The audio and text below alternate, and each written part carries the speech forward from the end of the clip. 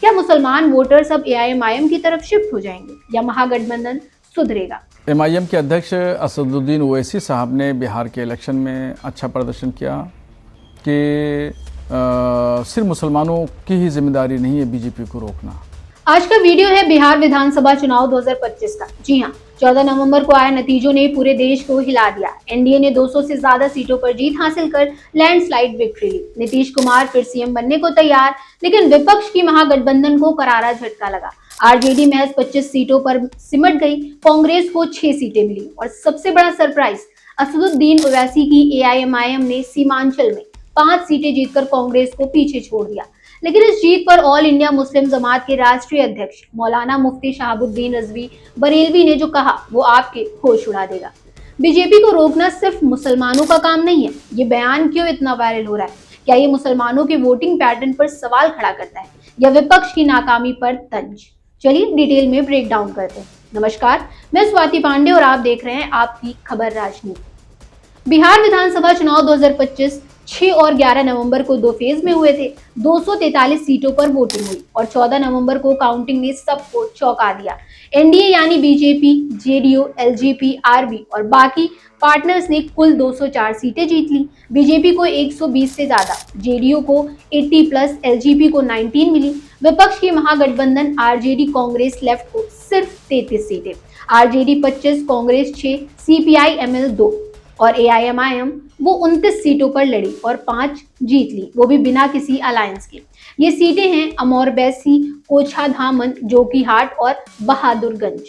ये सब सीमांचल रीजन के मुस्लिम बहुल इलाके हैं जहां एआईएमआईएम ने 2020 वाली 5 सीटों को रिटेन किया, लेकिन 2020 में 4 एमएलए आरजेडी में चले गए थे। अब ओवैसी ने फिर से मजबूत पकड़ बना ली है। अब आते हैं आज के टॉपिक पर। एआईएमआईएम की इस जीत पर मौलाना शहाबुद्दीन रिजवी का बयान।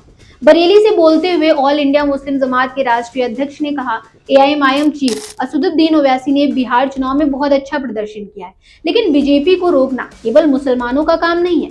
खुद को धर्मनिरपेक्ष बताने वाली पार्टियां भी अपनी जिम्मेदारी निभाएं। मुसलमानों ने बीजेपी को रोकने का ठेका ले लिया है, लेकिन विपक्ष को भी सोचना चाहिए। उन्होंने आगे कहा, चुनाव से लोगों को, खासकर मुसलमानों को सोचना चाहिए और अपना नजरिया बदलना चाहिए। ये जो बनाम सेकुलर पार्टियां हैं, जो पार्टियां अपने आप को सेकुलर कहती हैं, उनकी भी जिम्मेदारी बनती है कि वो बीजेपी को रोकें। मगर देखा यह जा रहा है कि सिर्फ भारत के तमाम मुसलमानों ने, ऐसा लगता है जैसे कि ठेका ले लिया हो बीजेपी को रोकने का। तो ये अब बिहार के चुनाव से लोगों को, खासतौर पर मुसलमानों को, ये देखा गया है कि भारत में सिर्फ मुसलमान ही बीजेपी के खिलाफ वोट देते नजर आते हैं, बाकी सबकी क्या जिम्मेदारी? ये बयान सोशल मीडिया पर आग की तरह फैल गया। चलिए इस बयान को थोड़ा और डिकोड करते हैं। मौलाना रिजवी का पॉइंट क्लियर है, मुसलमानों पर बीजेपी रोकने का पूरा बोझ क्यों?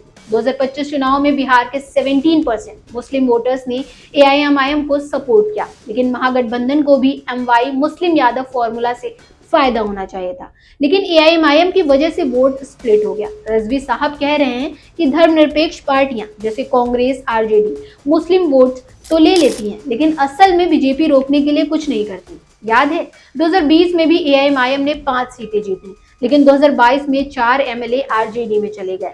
अब 2025 में ओवैसी ने इंडिपेंडेंट रहकर प्रूव कर दिया कि सीमांचल में उनका बेस सॉलिड है। रिजवी का बयान एआईएमआईएम की जीत को सेलिब्रेट करता है, लेकिन विपक्ष को आईना भी दिखाता है। क्या ये सही है? कमेंट्स में बताएं। तेजस्वी यादव राघोपुर से जीते, लेकिन सीएम दौड़ हार गए। कांग्रेस को सिर्फ 6 सीटें, वो भी 61 पर लड़ी। प्रशांत किशोर की जनसुराज पार्टी ने 0 सीटें, वोट शेयर 2% से कम। और एआईएमआईएम ओवैसी ने कहा, हमने 5 सीटें जीती, लेकिन गैर एनडीए पार्टियां सोचें कि मुस्लिम वोटर्स का भरोसा क्यों टूटा।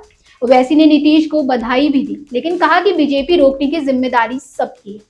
तो एआईएमआईएम की 5 सीटें क्या बदलेंगी? बिहार असेंबली में अब 5 एआईएमआईएम एमएलए होंगे जो सीमांचल के मुद्दों जैसे बाढ़, गरीबी, वक्फ बोर्ड पर फोकस करेंगे, लेकिन विपक्ष के लिए वोट स्प्लिटर बनेगी। हिंदुस्तान टाइम्स की रिपोर्ट कहती है कि एआईएमआईएम ने मुस्लिम वोट फ्रेगमेंट किया, जिसमें महागठबंधन को नुकसान हुआ।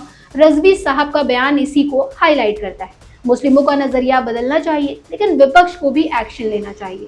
फ्यूचर में क्या हो सकता है? 2029 लोकसभा से पहले एआईएमआईएम बिहार में और मजबूत हो सकती है। एनडीए की सरकार स्टेबल, लेकिन ओवैसी की स्ट्रेटेजी विपक्ष को चैलेंज देगी। क्या मुसलमान वोटर्स अब एआईएमआईएम की तरफ शिफ्ट हो जाएंगे या महागठबंधन सुधरेगा? और रजवी का बयान ये मुस्लिम कम्युनिटी में डिबेट छेड़ देगा। क्या वोटिंग सिर्फ बीजेपी रोकने के लिए हो या लोकल इश्यूज के लिए? तो ये था बिहार चुनाव 2025 का एआईएमआईएम जीत और मौलाना शहाबुद्दीन रजवी के बयान का पूरा ब्रेकडाउन। सिर्फ मुसलमानों का काम नहीं, ये लाइन पॉलिटिक्स बदल देगी। आप क्या क्या सोचना है कमेंट्स में बताएं। एआईएमआईएम की जीत सही है या वोट स्प्लिट? अगर वीडियो पसंद आया हो तो लाइक, शेयर और सब्सक्राइब जरूर करें। नेक्स्ट वीडियो में एनडीए सरकार फॉर्मेशन की अपडेट्स लाएंगे। मिलते हैं अगली वीडियो में, तब तक के लिए गुड बाय।